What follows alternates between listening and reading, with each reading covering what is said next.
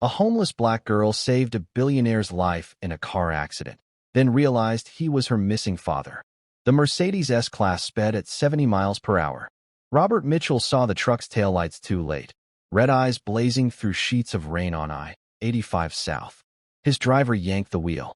The world tilted. Metal screamed. Glass exploded.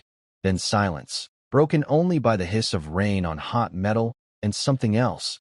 A crackling sound that sent ice through Robert's veins. Fire. Sir? Sir, can you hear me? A voice cut through the fog. Young. Female. Urgent. Robert tried to open his eyes. Pain lanced through his ribs. Smoke filled his lungs. Don't move. I'm going to get you out.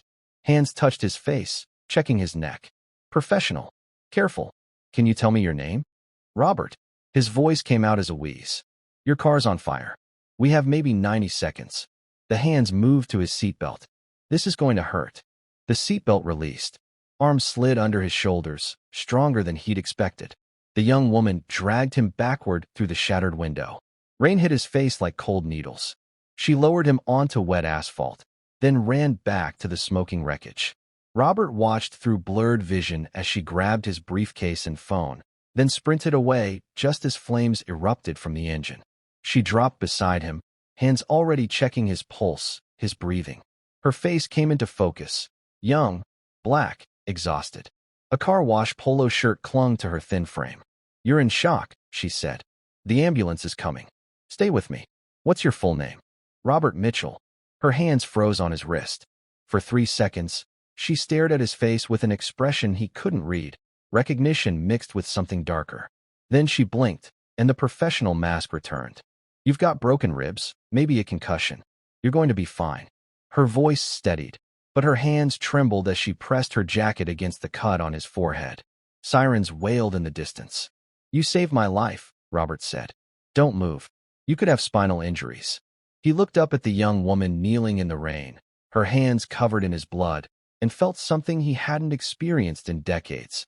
Genuine gratitude towards someone who wanted nothing from him. What's your name? She hesitated. Rain ran down her face. Angela, she finally said. Angela Williams. The name meant nothing to him, but Angela Williams hadn't forgotten his.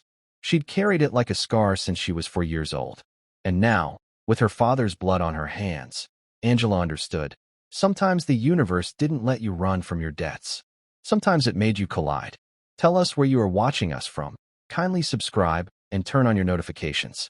The private room at Emory University Hospital smelled like antiseptic and money. Robert Mitchell woke to the soft beeping of monitors and the dull throb of pain medication wearing off.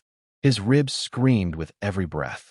A nurse checked his vitals without meeting his eyes, the kind of careful distance hospital staff maintained around people whose lawyers arrived before their families. Mr. Mitchell, you're awake. How's your pain level? Manageable. He tried to sit up. Fire shot through his chest. What time is it? Just after midnight. You've been out for about 3 hours. She adjusted his fore.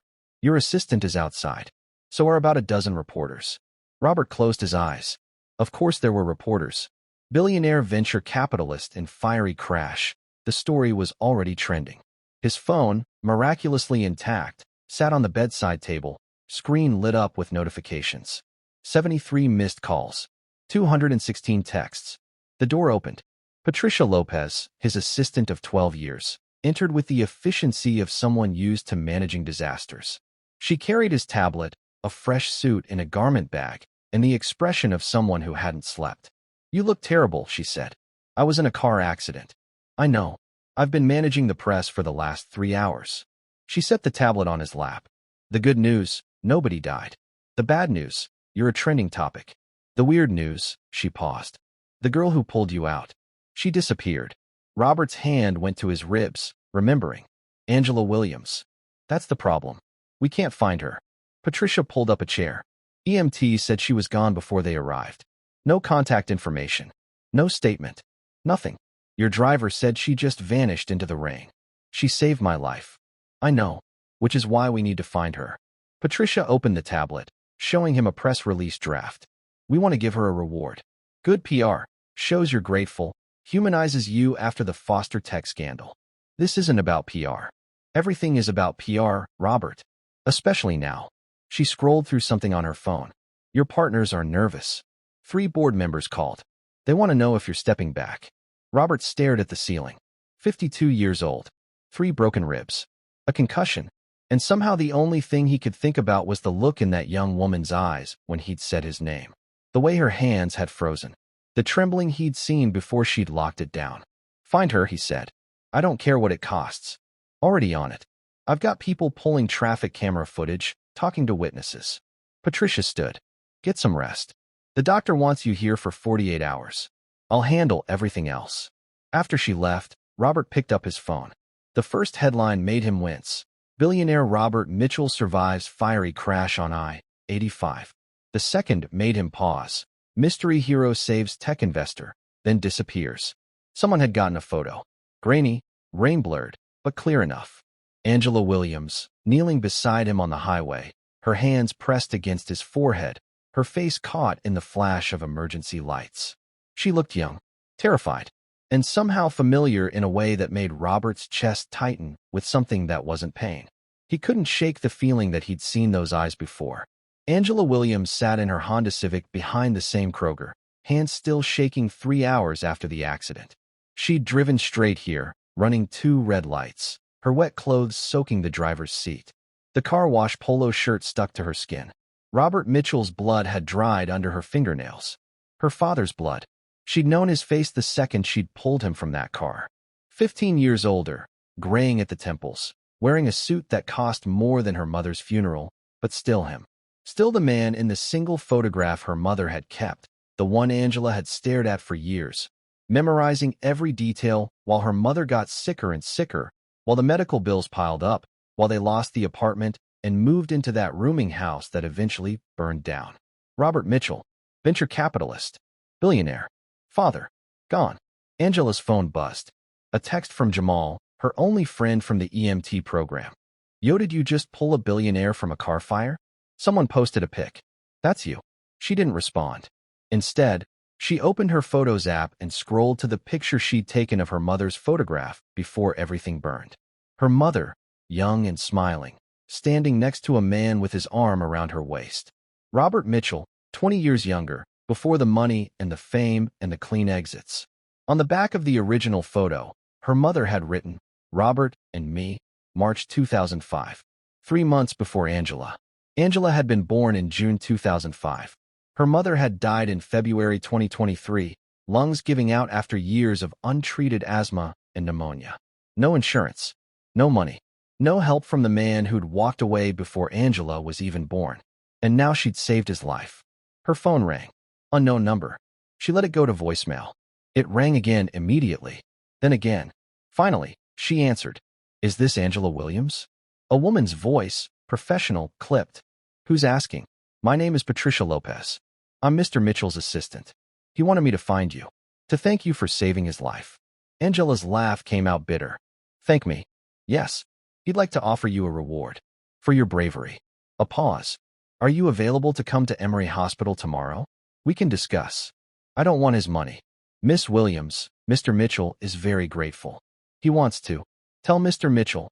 Angela stopped. Her whole body was shaking now. Tell him Angela Williams says he doesn't owe me anything. Tell him we're even. She hung up. The phone rang again. She turned it off. Rain drummed against the windshield. Angela pulled her knees to her chest, ignoring the pain in her back from sleeping in the driver's seat for 8 months. She'd saved him. The man who'd abandoned her before she was born. The man who'd never sent a dollar while her mother worked 3 jobs and still couldn't afford an inhaler. The man whose name her mother had whispered at the end, crying, asking Angela to forgive him because she couldn't. Angela had saved his life, and all she felt was rage. The photo on her phone screen blurred. She wasn't crying. She wouldn't cry. Not for him. But her hands were still shaking, still covered in his blood, and somewhere deep in her chest, a 4-year-old girl was screaming. Why didn't you come back? Why didn't you want me? Angela Williams had spent 15 years invisible. Invisible to teachers who didn't see the bruises from sleeping in cars. Invisible to the system that aged her out of foster consideration. Invisible to employers who wouldn't hire someone with no address. Invisible to the father who'd never even tried to find her. And tonight, for 90 seconds on a rain-soaked highway, She'd had the power of life and death over the man who'd made her invisible. She'd chosen life. She wasn't sure if that made her strong or stupid. By morning, Angela's face was everywhere.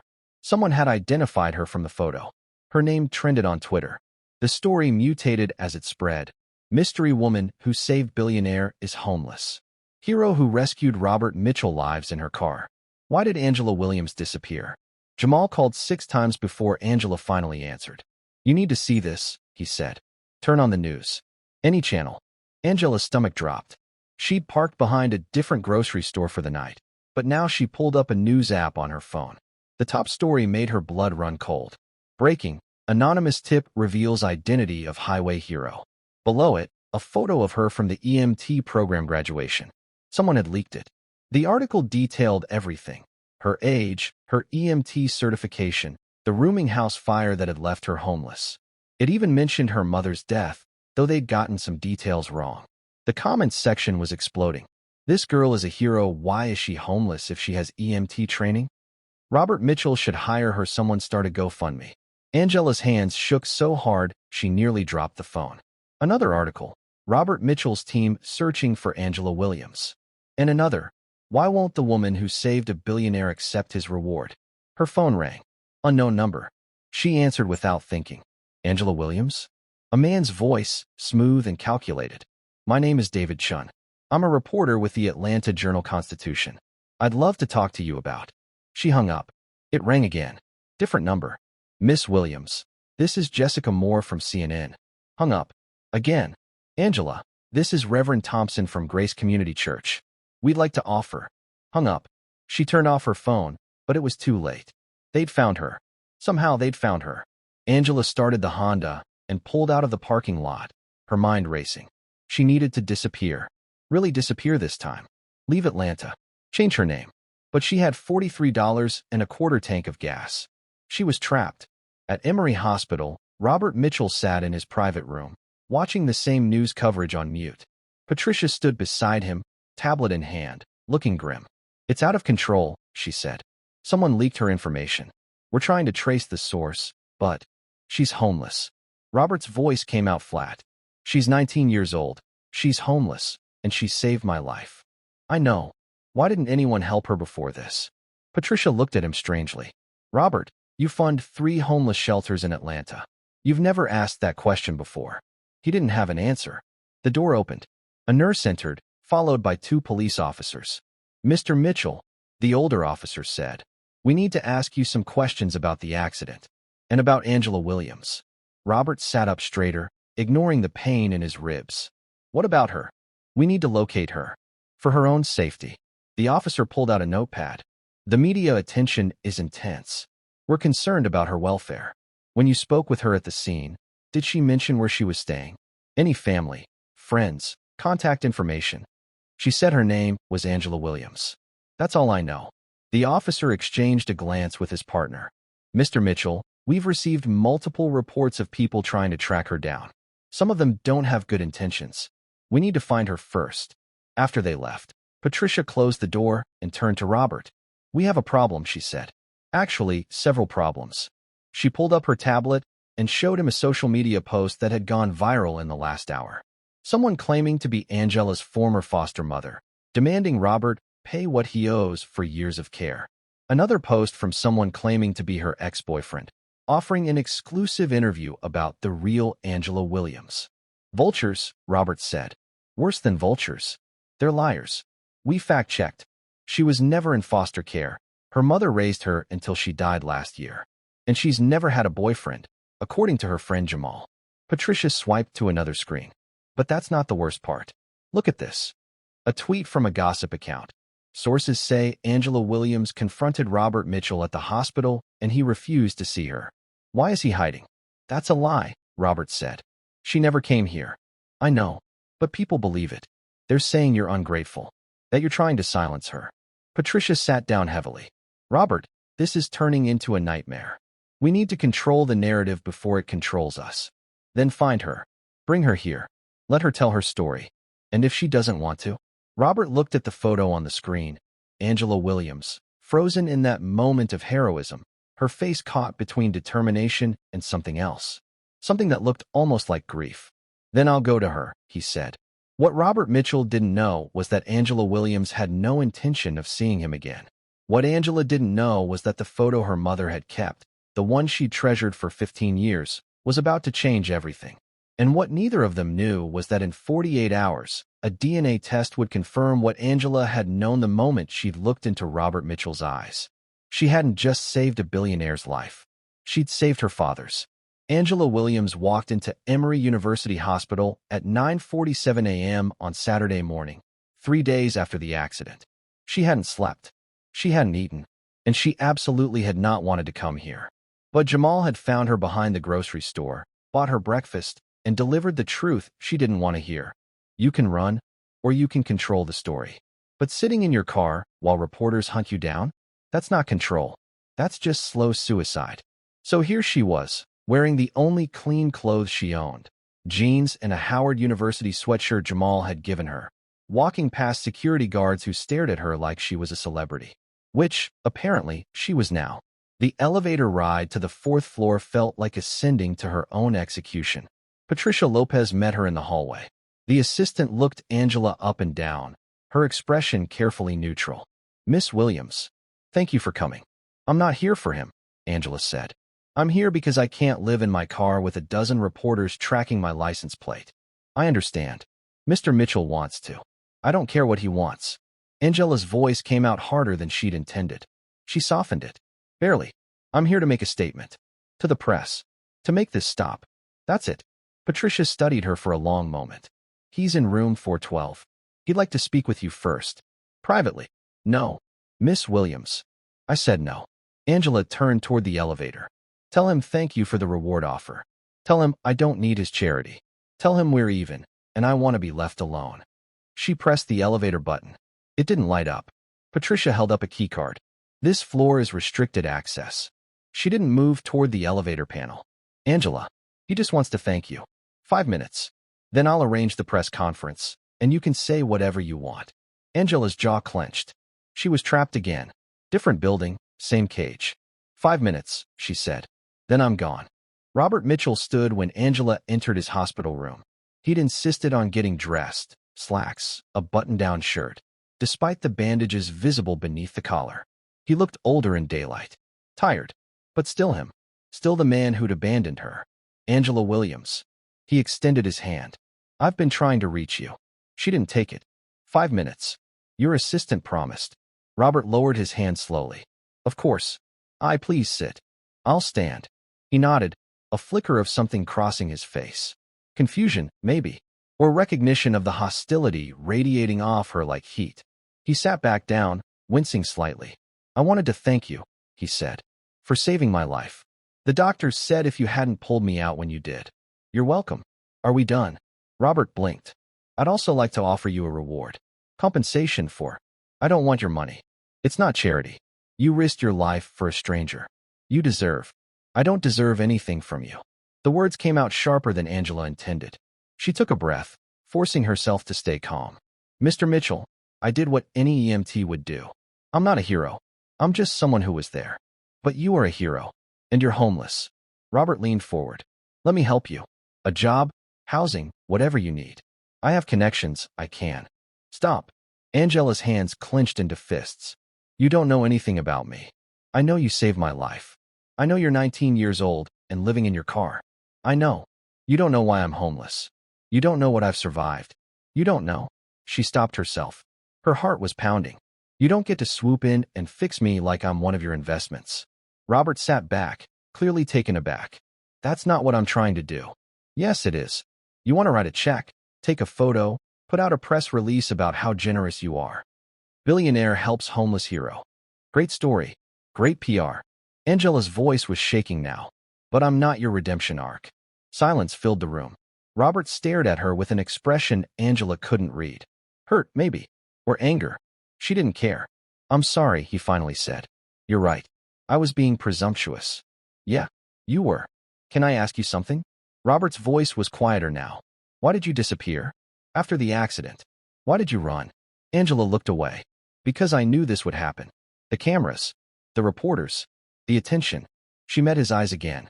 I don't want to be famous for saving a rich man's life. I want to be left alone. I understand. But, Robert hesitated. Why did you come here today? If you don't want anything from me. Because your assistant wouldn't take no for an answer. And because reporters are stalking me. Angela pulled out her phone, showing him the dozens of missed calls. This stops today. I'm making a statement, and then I'm disappearing. For real this time. Robert looked at the phone screen, then back at her face. Something shifted in his expression, a softness Angela didn't expect. What if I could help you disappear? He said. Not with money, not with jobs or housing.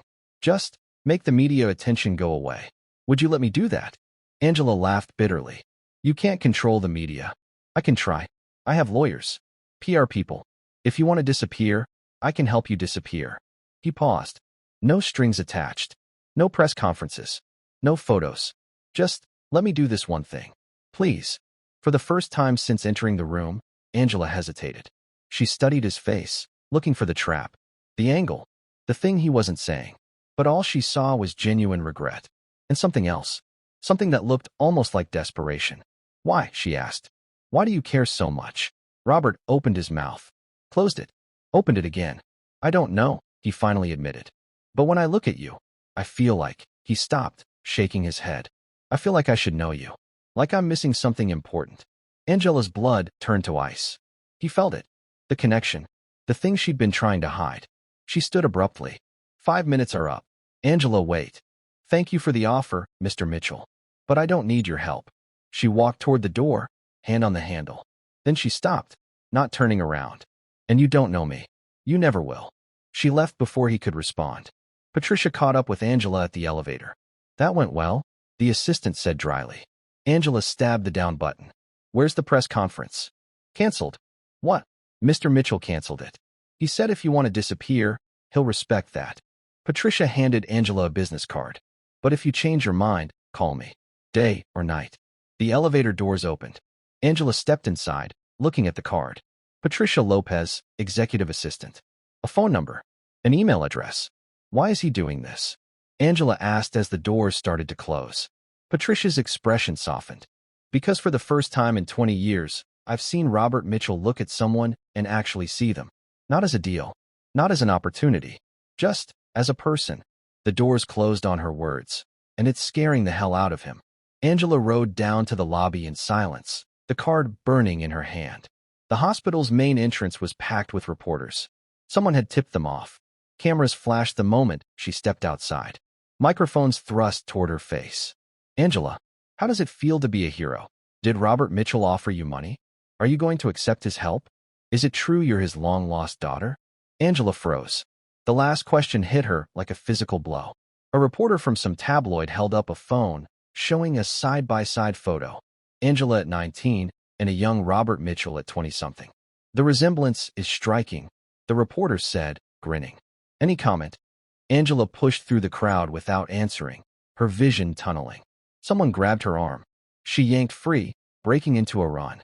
The reporters chased her for half a block before she lost them in a parking garage. She made it back to her Honda, locked the doors, and sat there shaking. They knew, or they suspected. Some idiot tabloid reporter had done the math. Young black woman, Robert Mitchell, the date's close enough to be suspicious. It was only a matter of time before someone dug deeper. Before they found her mother's obituary. Before they connected all the dots. Her phone buzzed. A text from an unknown number. This is Patricia. I saw the reporters. If you need a safe place to stay tonight, I can arrange it. No strings. No questions. Angela deleted the text. Another buzz. This time, a news alert. Breaking. Conspiracy theories swirl around Angela Williams and Robert Mitchell. Who is she really? She threw the phone onto the passenger seat and started the car. But where could she go? The reporters knew her license plate. They knew her car. They probably knew every parking lot in Atlanta by now. She was trapped. Completely, utterly trapped. And the worst part? The part that made her want to scream? Robert Mitchell still didn't know who she was. Still didn't remember the woman he'd gotten pregnant and abandoned.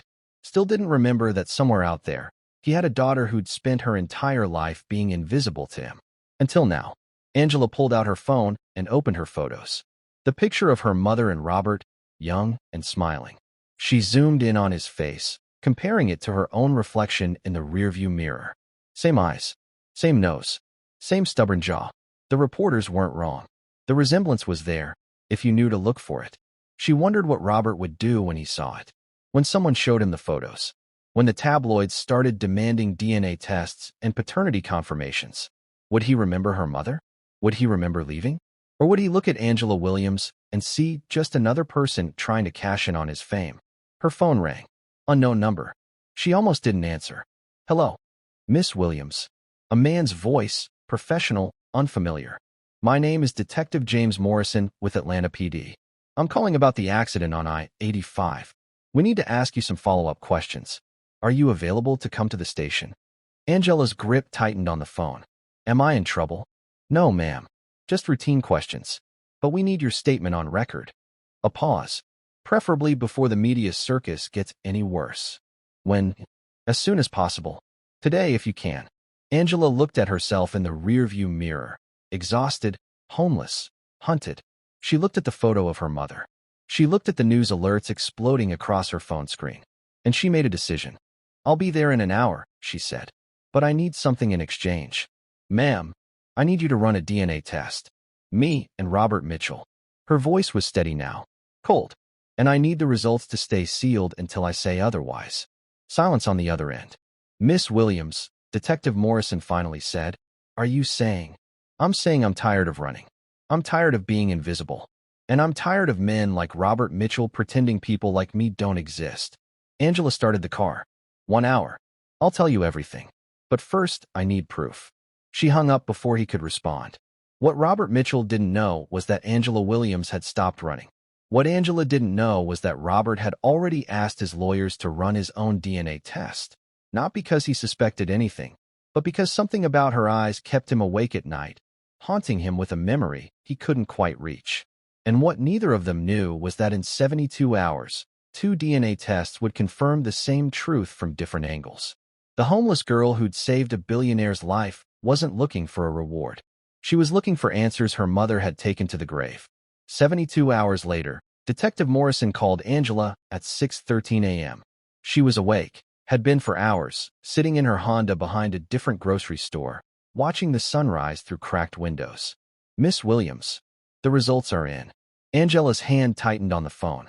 And 99.97% probability of paternity. A pause. He's your father. She'd known. Of course she'd known. But hearing it confirmed, scientifically, legally, irrevocably, made something crack open in her chest. The results are sealed, as requested. Morrison continued. But Miss Williams, I have to ask, what do you want to do with this information? Angela stared at her reflection in the rearview mirror. I don't know yet. The media is still looking for you. This story hasn't died down. If anything, it's gotten worse. Morrison's voice softened. If you're planning to go public with this, I'd recommend getting a lawyer first. This kind of revelation, it's going to be messy. Everything about my life is messy, detective. This is just one more thing. She hung up. For 10 minutes, Angela sat in silence, holding the phone. Then she opened her contacts and scrolled to the number she'd saved 3 days ago. Patricia Lopez. The assistant answered on the first ring. Miss Williams. I need to see him, Angela said. Today. Alone. No press. No lawyers. Just him. Of course. When? Now. Patricia didn't hesitate. I'll send a car. Where are you? Angela gave her the address, then hung up and immediately regretted it. What was she doing? What was she going to say? Hi, Dad, remember me? The daughter you abandoned before she was born? But it was too late to back out now. The car arrived 20 minutes later, a black sedan with tinted windows. The driver didn't ask questions, just drove her to an address in Buckhead that made Angela's stomach clench. Robert Mitchell's home. A modern mansion that probably cost more than her mother had earned in her entire life. Patricia met her at the door. He doesn't know you're coming, the assistant said quietly. I thought it would be better if I didn't warn him. Was that the right call? Angela nodded, not trusting her voice. He's in his study.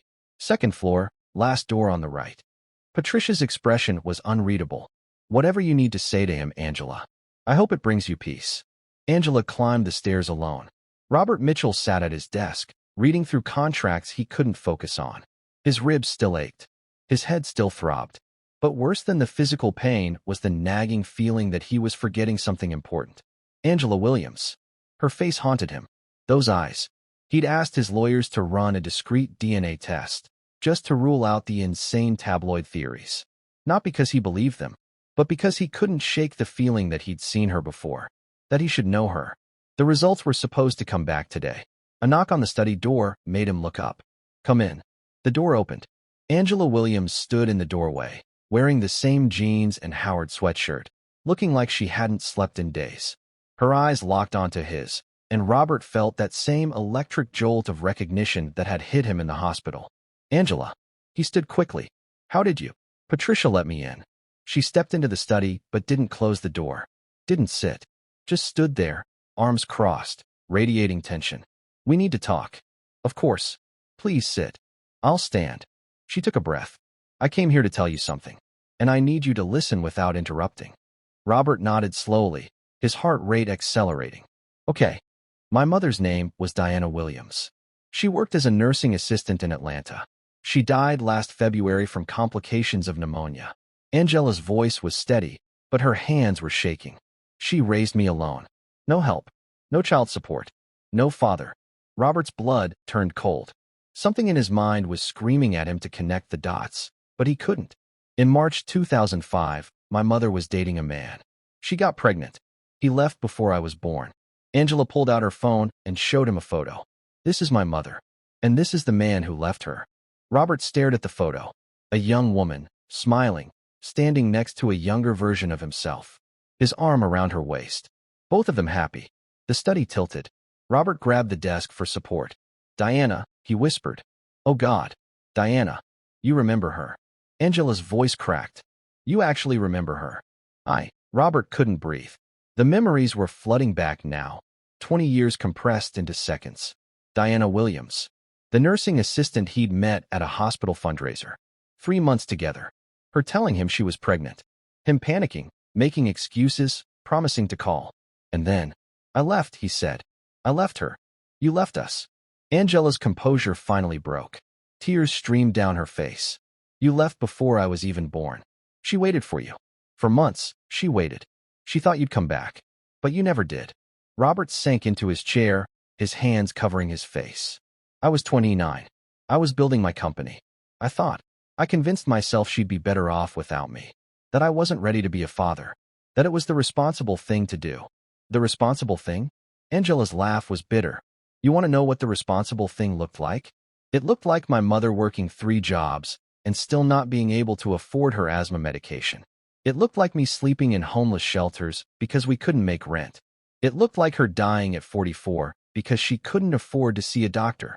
"Angela, don't." She held up a hand. "Don't apologize. Don't tell me you didn't know. You knew she was pregnant. You knew she needed help. You chose to walk away. You chose your company, your career, your clean exit." Robert looked up at her, tears in his own eyes now. "You're right. I did. And I've spent 20 years trying not to think about it.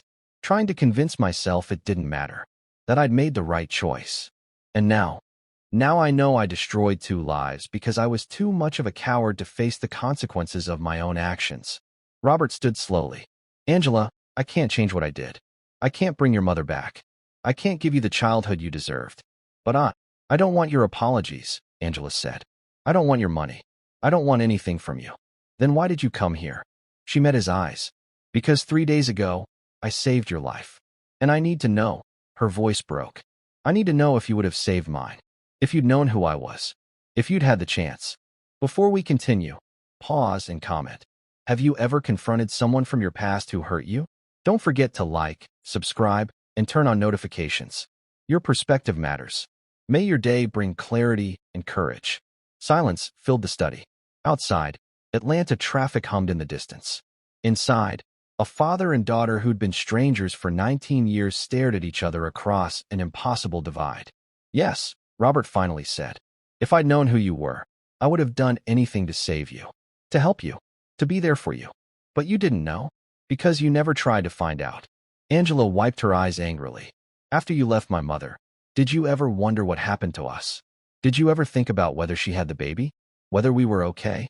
Robert's silence was answer enough. "I thought so." Angela turned toward the door. "Wait." Robert moved around the desk.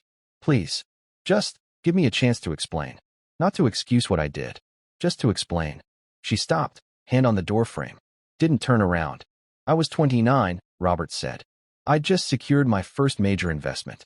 I was working 100 hours a week. When Diana told me she was pregnant, I panicked. I told myself I wasn't ready. That I'd be a terrible father.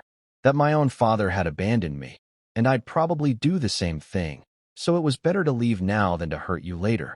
That's not an explanation. That's just cowardice. You're right. It is. Robert's voice broke. I was a coward. I convinced myself that sending a check would be enough. I sent $2,000 to her address with a note saying I couldn't be involved. She sent it back. Angela turned slowly. She sent it back? She wrote one line on the envelope. I don't want your money. I want you to be a father. Robert sat down heavily. I kept that envelope. For 20 years, I kept it. I'd take it out sometimes and tell myself I'd done the right thing. That she was better off without me. She wasn't better off. Neither was I. I know that now. But then, Robert looked up at her. I was so focused on building something. On proving I wasn't my father. On making money so I'd never feel powerless again. I didn't realize I was becoming exactly what I hated. A man who walked away from his responsibilities. A man who made people invisible because it was easier than seeing them. Angela's expression softened slightly. What happened to your father? He left when I was 6. I never saw him again. Robert's hands trembled. I spent my whole life telling myself I'd never be like him. And then I did exactly what he did. I left before you could even know me. That doesn't make it okay. No, it doesn't. Robert stood and crossed to a filing cabinet. He pulled out a worn envelope, yellowed with age. Diana Williams's handwriting on the front. Her words, I don't want your money. I want you to be a father. He handed it to Angela. She took it with shaking hands, staring at her mother's handwriting. You really kept this. I told myself it was a reminder not to make the same mistake twice. But really, it was guilt.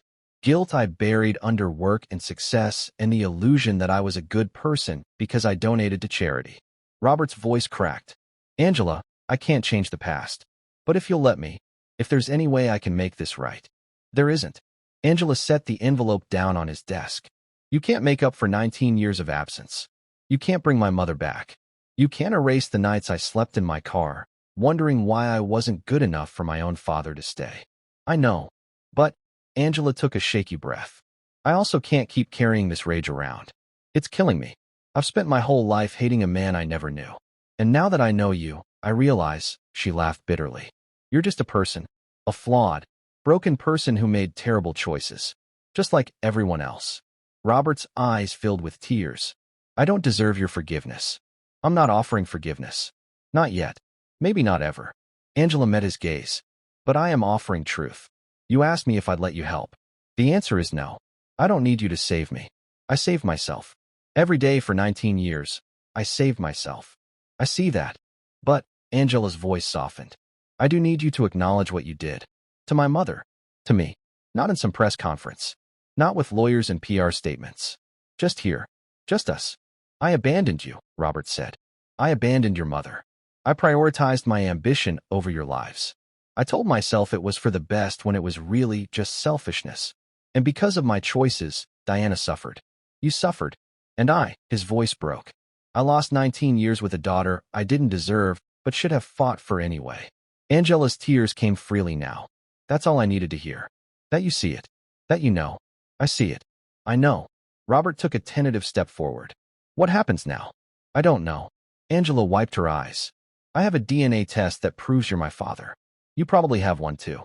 Eventually, someone's going to leak it. This is going to become public. We can fight that. My lawyers. No. Angela shook her head. No more hiding. No more clean exits. If this goes public, we face it. Together. Not as father and daughter. Not yet. But as two people who have to live with the truth. Robert nodded slowly. Together. But first, Angela's voice hardened slightly. You're going to set up a fund. In my mother's name. For homeless youth. Real money, not a tax write-off. And you're going to run it properly. No photo ops. No press releases about your generosity. Just help. Real help. Done. Whatever you need. And second, Angela met his eyes. You're going to tell the truth. When the DNA results leak. When the reporters ask. You're going to admit what you did. No spin. No PR. The truth. Robert's jaw tightened. That will destroy my reputation. Good. Angela's voice was cold. You destroyed my mother's life. Seems fair. A long silence stretched between them. Then, slowly, Robert nodded. You're right. It does. He extended his hand. I'll do it. All of it. I promise. Angela looked at his hand for a long moment. Then, instead of shaking it, she picked up the envelope with her mother's handwriting. Keep your promises to me the way you kept this, she said. And maybe, someday, we can figure out what comes next. She walked out, leaving Robert Mitchell standing in his study, staring at his empty hand. What Robert didn't know was that Angela had already decided to go public with the DNA results. What Angela didn't know was that Robert's business partners were about to force him out over the scandal. And what neither of them knew was that sometimes the hardest part of redemption wasn't making the grand gesture. It was showing up, day after day, and proving that change was real. But that understanding would come later.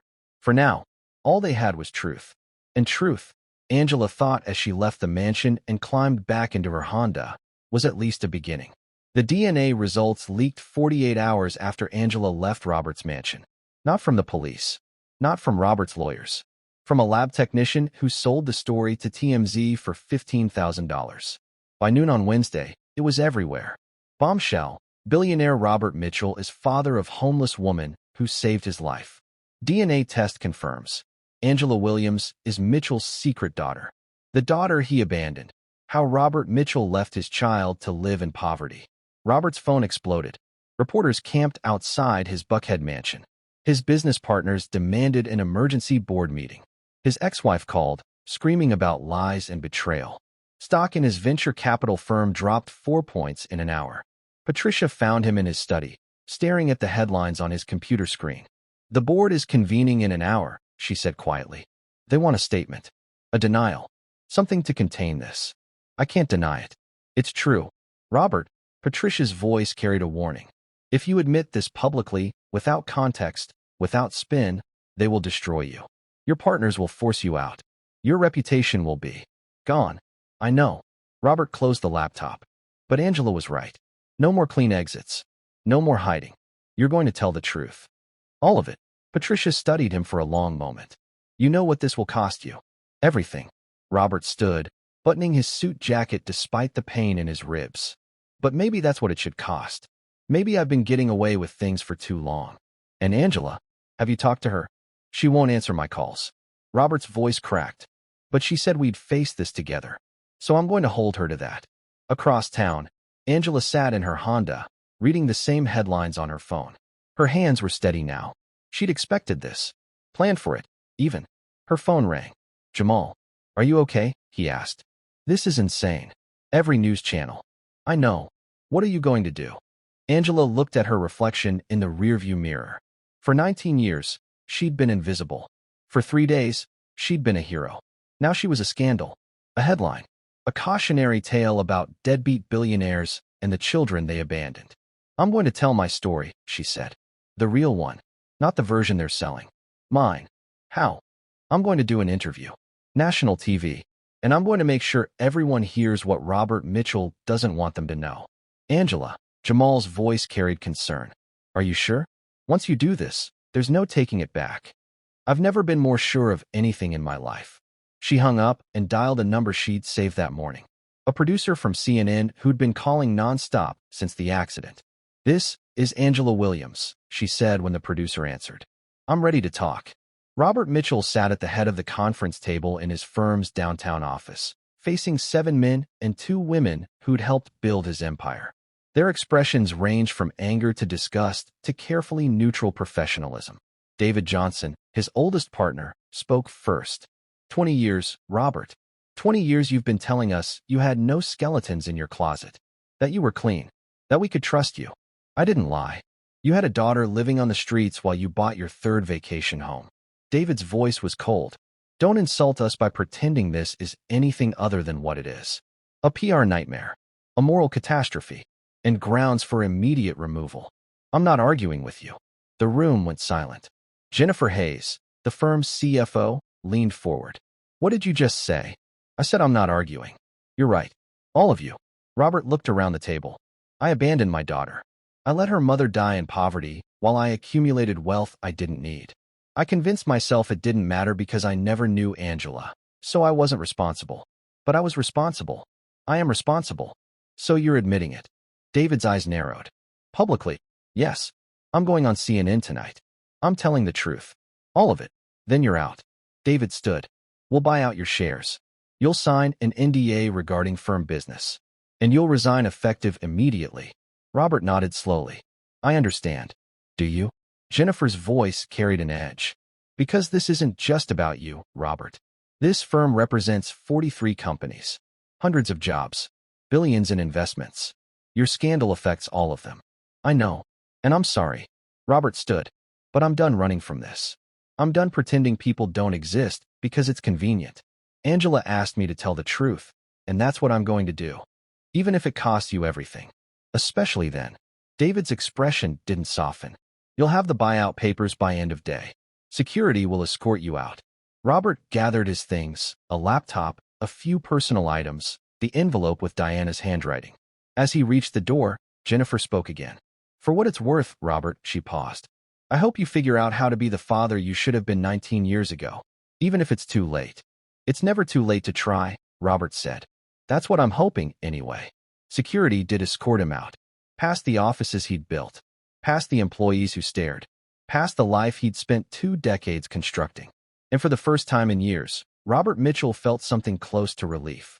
CNN aired both interviews the same night. Prime time. Back to back. Robert first, then Angela. Robert sat across from Anderson Cooper, hands folded, face calm despite the storm about to break. Mr. Mitchell, is Angela Williams your daughter? Yes. According to DNA tests, I'm her biological father. Did you know about her before the accident? No. I knew her mother was pregnant when I left. But I convinced myself it wasn't my problem. That they'd be better off without me. Robert's voice was steady. I was wrong. You abandoned a pregnant woman. Yes. And your daughter grew up in poverty. Became homeless. While you became a billionaire. Yes. Robert looked directly at the camera. I made a choice 20 years ago to prioritize my ambition over my responsibility. Diana Williams, Angela's mother, reached out to me. She didn't want money. She wanted me to be a father. I sent her a check and disappeared. That choice cost her everything. It cost Angela her childhood. And it cost me, his voice cracked. It cost me 19 years with a daughter I didn't deserve, but should have fought for anyway. Why are you coming forward now? Because Angela asked me to tell the truth. And because I'm done living in the shadow of choices I made when I was too much of a coward to face the consequences. Anderson leaned forward. Your business partners forced you out today. You've lost your position at the firm you built. Your reputation is gone. I know. Robert's expression didn't change. But I spent 20 years building a reputation on a lie. On the idea that I was a self-made success who'd overcome obstacles. The truth is, I created obstacles for other people. I made my daughter and her mother invisible so I didn't have to see what my choices cost them. What do you want people to know about Angela? Robert's eyes filled with tears for the first time in the interview. That she's extraordinary. That she saved my life when she had every reason to let me die. That she survived things I can't imagine. And she did it without help from the one person who should have been there. He stopped, collecting himself. That I will spend the rest of my life trying to be worthy of being called her father. Even though I know I never will be. An hour later, Angela sat in the same chair. Miss Williams, how did you feel when you realized the man you saved was your father? Angela's expression was controlled, but her eyes blazed. Angry. Betrayed. Like the universe was playing a cruel joke. Did you think about not saving him? For about 3 seconds. Then my training kicked in. You don't let people die just because they hurt you. She paused. But I won't lie. It crossed my mind. What do you want people to understand about your story? That I'm not unique. There are thousands of kids like me. Kids whose fathers walked away. Kids who aged out of systems that didn't care. Kids who did everything right, got good grades, earned certifications, worked hard, and still ended up homeless because one medical bill, one house fire, one bad break was enough to destroy everything. Angela's voice strengthened. I'm only here because I pulled a rich man from a car. If he'd been anyone else, I'd still be invisible. What do you want from your father now? I want him to acknowledge what he did. Not just to me, to my mother. She worked herself to death trying to give me a life he could have provided with pocket change. She died without health insurance because she couldn't afford it. While Angela's voice cracked. While he collected cars and vacation homes and accolades for his charity work. He said in his interview that he wants to be your father. He can want whatever he likes. But being a father isn't about DNA. It's about showing up. And he has 19 years to make up for. Angela looked directly at the camera. So if Robert Mitchell wants to be my father, he can start by proving that people like me, people he spent his whole life ignoring, actually matter to him. Not with a check. With his time. His attention. His actual presence. And if he does? Angela's expression softened slightly. Then maybe, someday, we'll figure out what a relationship between us looks like. But he doesn't get to skip the hard part. He doesn't get another clean exit. What's the hard part? Showing up. Every day? Even when it's uncomfortable. Even when he doesn't get credit. Even when the cameras are gone and it's just us, trying to figure out how to be family. Angela's voice was quiet now. That's what my mother did. Every single day. That's what he owes her memory. And that's what he owes me. After the interviews aired, social media exploded. Opinion pieces flooded news sites. Some praised Robert for his honesty. Some called for his head. Most focused on Angela, her strength, her grace, her refusal to be bought. Hashtags trended. Hashtag Angela Williams, hashtag deadbeat billionaire, hashtag show up don't pay up. But in a Honda Civic parked behind a grocery store, Angela Williams turned off her phone and closed her eyes. She'd told her truth. She'd made her father face his. And now came the hardest part. Figuring out what happened next. What Angela didn't know was that Robert had already started. That very night, he'd begun researching homeless youth programs. That he'd called the Diana Williams Memorial Fund into existence with his personal fortune, not his firm's money. That he'd asked Patricia to find Angela, not to offer money, but to ask a single question: what do you need from me today? And what Robert didn't know was that Angela had already started too. That she'd called a social worker who specialized in family reunification. That she'd started therapy to process 19 years of abandonment. That she was preparing herself for the possibility that her father might actually show up. But neither of them knew the hardest truth yet. That redemption wasn't a single moment. It was 1,000 small moments.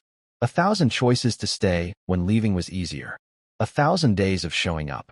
And that story, the real story, was only just beginning.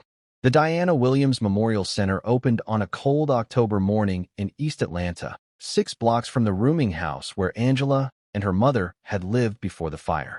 Robert Mitchell stood in the back of the crowd, wearing jeans and a simple jacket, not the tailored suits he'd once favored. He'd aged in the past 6 months. Gray at the temples had spread. Lines around his eyes had deepened. But something else had changed too. The hardness was gone. The distance. He looked like a man who'd learned to be present.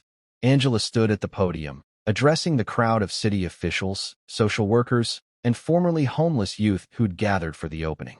At 19, almost 20 now, she'd found a steadiness she hadn't possessed 6 months ago. Her EMT certification had led to a job with Atlanta Fire Rescue. The Diana Williams Memorial Fund had helped her find an apartment. Small, 1 bedroom, but hers. My mother believed that everyone deserved to be seen, Angela said, her voice carrying across the crowd. She spent her life taking care of people who society had made invisible. And when she died, she became invisible too. Just another statistic. Just another person who fell through the cracks. She paused, her eyes finding Robert's in the back. This center exists because someone finally chose to see what he'd been ignoring for 20 years. Not because it was easy, not because it made him look good, but because it was right. Angela's voice softened. My father and I, we're still figuring out what our relationship looks like. Some days are good. Some days are hard. But he shows up. And that's what my mother always wanted. Someone who shows up. After the speeches, after the ribbon cutting, after the reporters finally left, Robert found Angela in the center's community room. She was talking to a teenage girl who reminded him painfully of what Angela must have looked like at 15. Guarded, tired, carrying the weight of survival. He waited until Angela finished, then approached carefully. You did good today, he said. We did good. Angela gestured to the building around them. This wouldn't exist without your money. It wouldn't exist without your vision. Robert pulled an envelope from his jacket. I have something for you. Angela's expression became wary. If that's another check. It's not. Robert handed it to her. Open it. Inside was a single photograph. Diana Williams, young and smiling, holding a newborn baby girl wrapped in a pink blanket. On the back, in Diana's handwriting, Angela Rose Williams. Born June 14th, 2005. The best thing I ever did. Angela's breath caught. Where did you find this? I hired someone to track down your mother's things. Most of it was lost in the fire, but a neighbor had saved a box. This was in it. Robert's voice was quiet. I thought you should have it. Angela stared at the photo, tears streaming down her face. I thought everything was gone. I thought I'd lost every picture of her. You have this one now. Robert hesitated. There are more in the box. Letters she wrote to you. A journal. Things she wanted you to have. Why are you giving this to me now? Because you said I needed to show up. Not with money. With presents. Robert met her eyes. This is me showing up. Not to fix anything. Not to make myself feel better. Just to give you something that belongs to you. Angela carefully tucked the photo back into the envelope. Thank you. They stood in silence for a moment, surrounded by the sounds of the center coming to life. Volunteers setting up, kids exploring the space, the hum of something good being built. How's therapy? Robert asked. Hard. Good. Both. Angela looked at him. How's yours? Same. Robert managed a small smile. My therapist says I have avoidance patterns rooted in childhood abandonment. Apparently, I've spent 40 years running from anything that might make me feel what my father made me feel. And now I'm trying to stay, even when it's uncomfortable, even when I want to run. He paused. Especially then. Angela nodded slowly. I told my therapist that I saved your life because my training kicked in. She asked me if that was the only reason. What did you say? I said, Angela's voice caught. I said maybe part of me wanted to save you so I could have the chance to be angry at you. To make you see me. To force you to acknowledge what you'd done. She wiped her eyes. She said that was okay. That you can save someone and still be angry at them. That both things can be true. Both things are true, Robert said. You saved my life. And you have every right to be angry about the life I didn't give you. I'm working on the anger. Some days it's better than others. That's all any of us can do. Robert pulled out his phone. Can I show you something? He scrolled to a photo. Angela leaned in to see. It was a screenshot of a calendar. Every Tuesday and Thursday marked with a single word. Angela. What is this? My commitment. Tuesday and Thursday afternoons, I'm at the center. Volunteering. Mentoring kids who remind me of what I didn't do for you. Robert's voice was steady. I'm not asking you to be there. I'm not asking for credit. I'm just showing up. Like you said. Angela stared at the calendar. You've been doing this already? For 3 months. I didn't tell you because I didn't want you to think it was for show. I wanted it to be real first. Why are you telling me now? Because, Robert's voice cracked slightly. Because my therapist said I also need to let you see the work I'm doing. That hiding it is just another form of avoidance. So I'm trying to find the balance between doing the work quietly and letting you know I'm actually doing it. Angela was quiet for a long moment. Then she pulled out her own phone and showed him a contact entry. Robert Mitchell, Dad? The question mark at the end said everything. I added you to my phone 2 months ago, she said. I still don't know what to call you. Robert feels wrong. Dad feels like too much. So you're just this. With a question mark. I'll take the question mark, Robert said softly. It's more than I deserve. Maybe. But it's what I can give right now. They stood together, looking out at the center that bore Diana's name. A place where invisible people would be seen. Where the mistakes of the past wouldn't determine the possibilities of the future. Where both of them were learning what it meant to build something real from the wreckage of what should have been. I'm going to lunch with some of the volunteers, Angela said. Do you? She hesitated. Do you want to come? Robert's eyes widened slightly. It was the first time she'd voluntarily invited him into her life. I would like that. Yes. It's just lunch. Don't read too much into it. I won't. And if it's weird, I'm leaving. Understood. And you're paying. Because you're rich and I'm still broke. Robert laughed, a real laugh, surprised out of him. Deal. As they walked out together, Angela glanced at him sideways. For what it's worth, the calendar thing. The showing up. It matters. Thank you for telling me. Don't get used to compliments. I'm still figuring out how to not hate you. That's fair. But, Angela stopped walking, forcing Robert to stop too. I don't think I do. Hate you, I mean. Not anymore. I'm angry, yeah. I'm hurt. I'm still processing 19 years of abandonment. But hate. She shook her head. That's too heavy to carry. And I'm tired of carrying heavy things. Robert's eyes filled with tears. I'm sorry I made you carry anything at all. I know you are. Angela started walking again. Now come on. I'm starving, and you're buying. They walked out into October sunshine.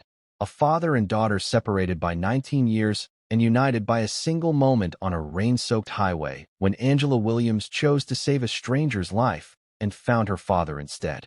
It wasn't forgiveness. Not yet. Maybe not ever in the way either of them imagined. But it was a beginning. And sometimes, a beginning was enough.